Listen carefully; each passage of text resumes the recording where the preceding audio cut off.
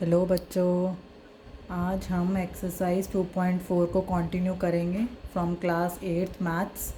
ठीक है, तो क्वेश्चन पढ़ते हैं। Question number 6।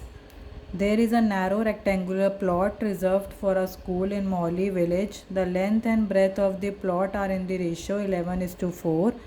At the rate of rupees 100 per meter, it cost the village panchayat rupees 75,000 to fence the plot. What are the dimensions of the plot? तो इसका मतलब हमें क्या निकालना है? डायमेंशंस। डायमेंशन मतलब प्रॉपर लेंथ और ब्रेथ निकालनी है। हमें यहाँ पे सिर्फ लेंथ और ब्रेथ की रेशियो दे रखी है। प्रॉपर ने बता रखा कि लेंथ इतने मीटर है, ब्रेथ इतने मीटर है। हमें लेंथ और ब्रेथ निकालनी है कि कितने कितने मीटर है। तो let the length of rectangular plot be 11x meter and breadth of rectangular plot be 4x meter।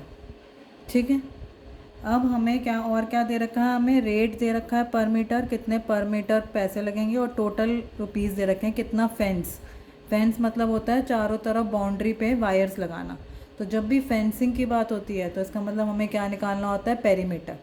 ठीक है, तो पेरीमीटर निकालने का आज एक और तरीका करेंगे। Perimeter of rectangular plot. अगर आपको प्रॉपर लेंथ और ब्रेथ नहीं दे रखी पर कॉस्ट दे रखी है तो आप उससे भी पेरीमीटर निकाल सकते हैं। तो यहाँ लिखेंगे total cost upon cost per metre. तो टोटल कॉस्ट कितनी है हमारी? 75,000 और कॉस्ट पर मीटर कितनी है? 100। तो इससे हमारा पेरीमीटर आ जाएगा जो कि कितना है? 750 मीटर। ठीक है, अब पेरीमीटर आ गया है तो हम पेरीमीटर का फॉर्मूला लगाएंगे। Perimeter of rectangle. Perimeter of rectangle का क्या फॉर्मूला होता है? 2 ब्रैकेट लेंथ प्लस ब्रेथ। ठीक है, पेरीमीटर हमें दे रखा है 752, लेंथ और ब्रेथ 11x प्लस 4x। तो ये 750 टू 15x। तो ये कितना हो जाएगा? 750 इज इक्वल टू 30x। ठीक है, अब इसको आगे कंटिन्यू करेंगे। तो हम यहाँ पे इसको ऐसे भी लिख सकते हैं 30x इज इक्वल टू 750। तो x is equal to 750 upon 30। तो ये कट जाएगा, तो हम 3 के टेबल से डिवाइड कर लेंगे। तो ये हमारा आ जाएगा, कितना आ जाएगा? 25। कितना आ गया? 25। ठीक है, मीटर ले लेते हैं, 25 मीटर। तो लेंथ अब हमें निकालना क्या है? Length of breadth. तो लेंथ ऑफ रेक्टेंगुलर प्लॉट हमने क्या एज्यूम किया था? 11x, और x कितना है हमारा? 25। तो ये हो जाता है हमारा 275 मीटर। ठीक है, ऐसे ही हम निकालेंगे ब्रेथ ऑफ रेक्टेंगुलर प्लॉट। हमने एज्यूम किया था 4x, तो 4 मल्टीप्लाई 25, 100 मीटर। तो ये हमारा प्रॉपर सॉल्यूशन होगा जब हम प्रॉपर लेंथ और ब्रेथ को निकाल के दिखाएंगे कि हमारा लेंथ कितनी है और ब्रेथ कितनी है। अगर आप यहाँ तक छोड़ देंगे तो आपके नंबर कट हो जाएंगे। आपको प्रॉपर लेंथ और ब्रेथ की वैल्यू निकाल के दिखानी है कि हमारी लेंथ और ब्रेथ कितने कितने मीटर आई है। ठीक है, हम नेक्स्ट क्वेश्चन पे चलते हैं। Question number 7। Hasan buys 2 kinds of cloth material for school uniform. Shirt material that cost him rupees 50 per meter and trouser material that cost him rupees 90 per meter. For every 3 meter of the shirt material, he buys 2 meter of trouser material. He sells the material at 12% and 10% profit. His total sale is 36,600. How much trouser material did he buy? थोड़ा मुश्किल question लग रहा है, पर अगर हम step by step करेंगे तो वो इजी हो जाएगा। सबसे पहले हमें क्या दे रखा है हम वो लिखेंगे। तो हमें कॉस्ट ऑफ शर्ट मटेरियल दे रखी है पर मीटर, कितनी है? ₹50। ऐसे ही हमें कॉस्ट ऑफ ट्राउज़र मटेरियल दे रखा है पर मीटर, कितना है, ₹90। ठीक है, ये हमें दे रखा है ऑलरेडी। उसके बाद उसने आगे क्या बोला है, for every 3 metre of the shirt material he buys 2 metre of trouser material. तो हमें एक चीज़ को सपोज करना पड़ेगा, तो हम ट्राउज़र मटेरियल को सपोज कर सकते हैं,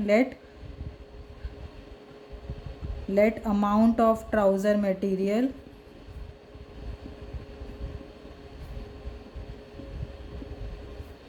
B x.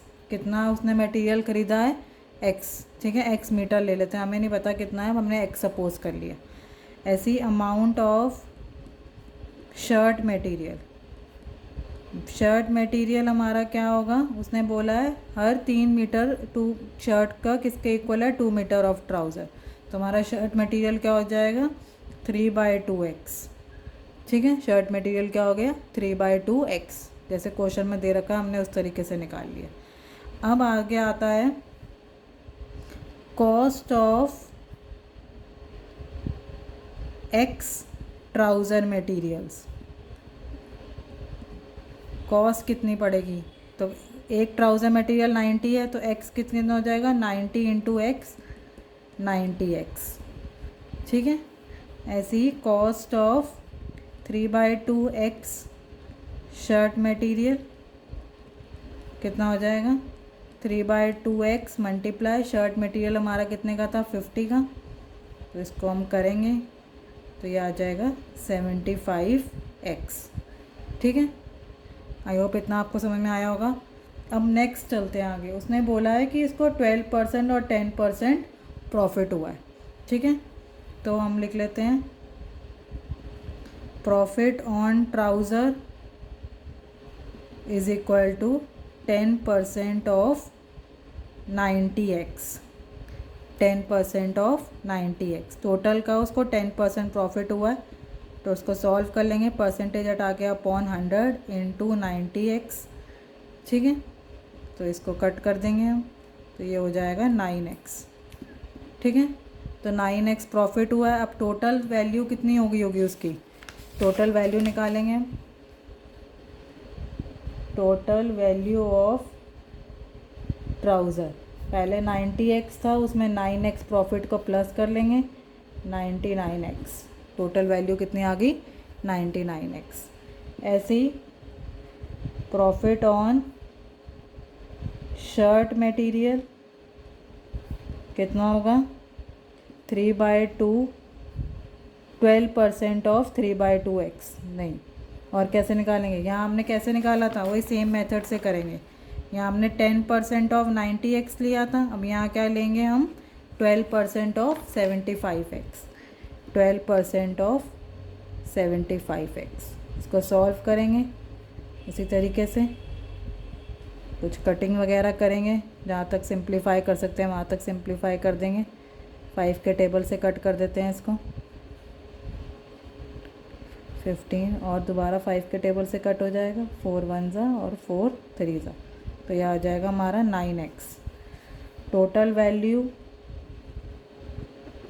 Of shirt 75x plus 9x is 84x। ठीक है, ये हमारी टोटल वैल्यू आ गई शर्ट की। अब हमें उनके दोनों की वैल्यू का उसने बोला है कि उसने टोटल कितने में सेल किया था, 36,600। तो टोटल अमाउंट कितना है, 36,600। ठीक है, तो value of trouser plus value of shirt 36,600। तो ट्राउज़र की कितनी थी, 99x, और शर्ट की कितनी है, 84x इज़ इक्वल टू 94 और 84, 99 और 84 कितना हो गया, 183x is equal to 36,600। x is equal to 36,600 upon 183। अगर आप 183 को 2 से मल्टीप्लाई करेंगे तो आपका यही आंसर आ जाएगा, 366।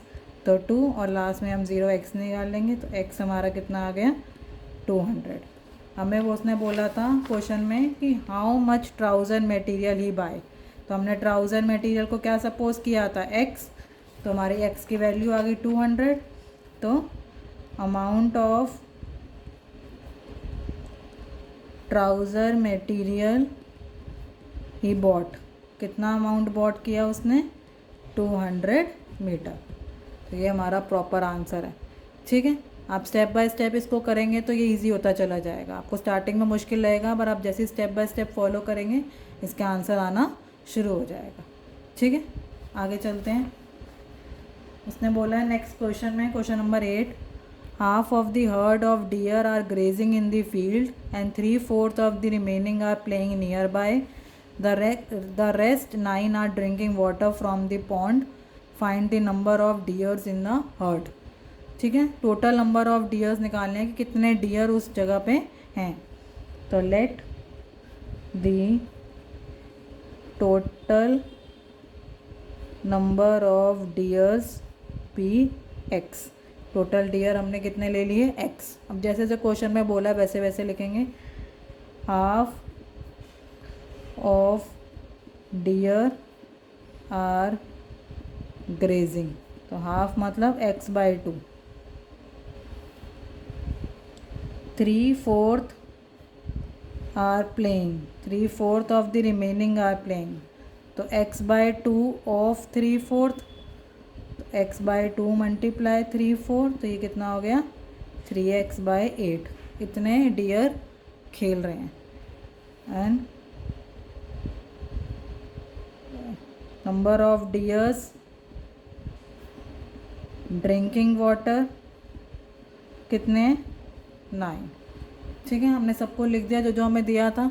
अब हम निकालेंगे इसका आंसर। तो अकॉर्डिंग टू क्वेश्चन ये सारे किसके इक्वल हैं, किसके टोटल अमाउंट के इक्वल हैं। इन सबको प्लस करके हम किसके इक्वल कर देंगे, टोटल अमाउंट ऑफ डियर्स के इक्वल। तो x तुम्हारा टोटल हो गया x/2 plus 3x/8 plus 9 is equal to total deers. आधे ग्रास खा रहे हैं, आधे घूम रहे हैं और आधे पानी पी रहे हैं। तो टोटल कितना हो गया x। टोटल हमने कितना लिया था, x। अब इसको सॉल्व कर लेंगे। x को इस तरफ ले आते हैं, लाइक टर्म हो जाएंगे, और 9 को उस तरफ ले जाएंगे। x/2 plus 3x/8 minus x is equal to -9। ठीक है, अब इसको एलसीएम लेके सॉल्व कर लेंगे। 8 एलसीएम हो जाएगा, 4x plus 3x minus 8x is equal to -9। तो 4x और 3x 7x, 7x minus 8x minus x/8 is equal to -9। तो -x इज इक्वल टू -9, 8 वहाँ जाके मल्टीप्लाई हो जाएगा, तो -x is equal to -72। Minus से माइनस कट जाएगा, तो x कितने आ जाएगा, 72। x हमने क्या सपोज किया था, टोटल नंबर ऑफ डियर्स। तो टोटल नंबर ऑफ डियर्स कितने हैं, 72। तो लिख देंगे हम total number of deers in a herd is equal to 72। तो इस तरीके से इस क्वेश्चन को हम सॉल्व करेंगे। ठीक है, आगे चलते हैं हम नेक्स्ट क्वेश्चन में। Question number 9, a grand father is 10 times older than his granddaughter. He is also 54 year older than her. Find their present age. So let the present age of granddaughter be x. तो present age of grandfather कितनी हो जाएगी, 10 times older, तो 10x कितना हो जाएगा, 10x। ठीक है, आगे he is also 54 year older than her, 54 year older than her, find their present age. तो मतलब कैसे करेंगे, अकॉर्डिंग टू क्वेश्चन वो उससे 54 साल बड़े भी हैं, तो x plus 54 is equal to 10x। ठीक है, तो अब 10x को यहाँ ले आते हैं, -10x हो जाएगा, और ये क्या हो जाएगा, -54। जब हम ट्रांसपोर्ट करते हैं तो हमारी वैल्यू चेंज हो जाती है, प्लस माइनस में हो जाता है, माइनस प्लस में हो जाता है। तो x माइनस 10x कितना हो गया, माइनस 9x माइनस 54। अगर दोनों तरफ माइनस होता है हम उसको कट कर देंगे, तो x कितना हो जाएगा 54/9, ठीक है। और 9 6 का क्या होता है 54, x क्या आ जाएगा 6। तो present age of granddaughter कितनी होगी 6 ईयर्स। तो present age of granddaughter is 6 years. ऐसे ही हम निकालेंगे present age of grand father.